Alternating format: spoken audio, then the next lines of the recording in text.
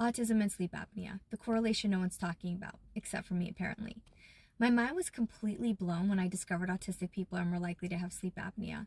I'll get into why in just a second, but first, for those who don't know what it is, obstructive sleep apnea is when an obstruction blocks the airway during sleep, which causes the brain and lungs to not get enough oxygen.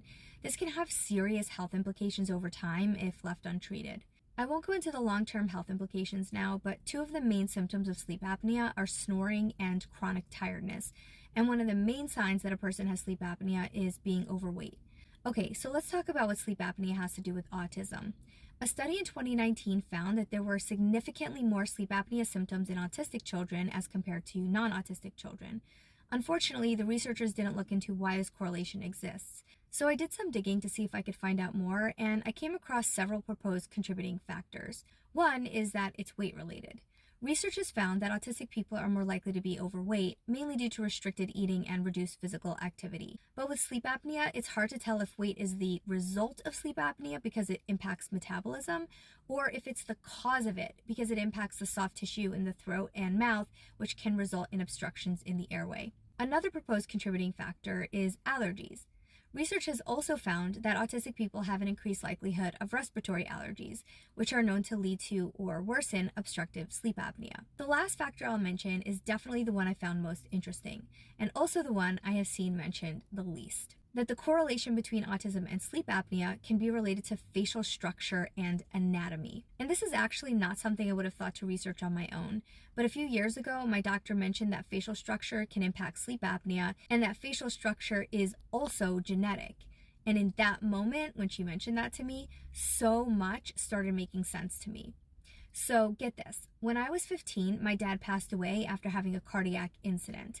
He was only 49 at the time. We soon learned that he more than likely had undiagnosed sleep apnea. Heart issues are actually now known to be a dangerous outcome of undiagnosed and untreated sleep apnea. But back in 1999, when my dad passed away, very little was known or understood about it, which is why we think it was overlooked all his life. So after we learned about sleep apnea, my mom had my brother tested, who was 14 at the time. When he was diagnosed, the doctors told her that his was one of the worst cases they had ever encountered.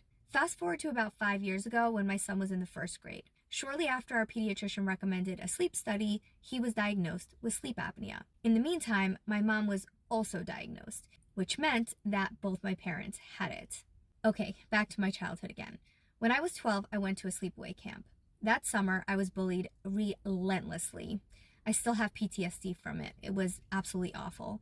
But one thing I remember vividly is that my bunkmates tormented me because I snored. A few years later, I got braces, and as part of my treatment, I had my upper palate widened. If you don't know what that means, they put a device inside the upper palate, and you turn something inside the device once or twice a week to very slowly widen it.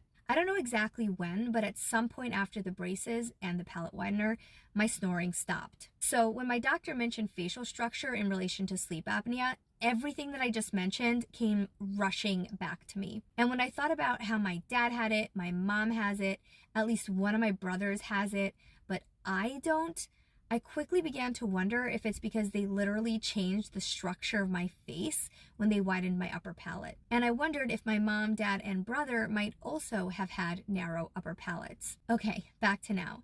At this point, all three of my children have had narrow upper palates and have needed the same treatment to widen them. For privacy, I will not explicitly disclose their diagnoses, but autism is in the mix with my children. It also very much runs in my family. With all that said, my current line of thinking is this. Autism is hereditary. Facial structures are hereditary.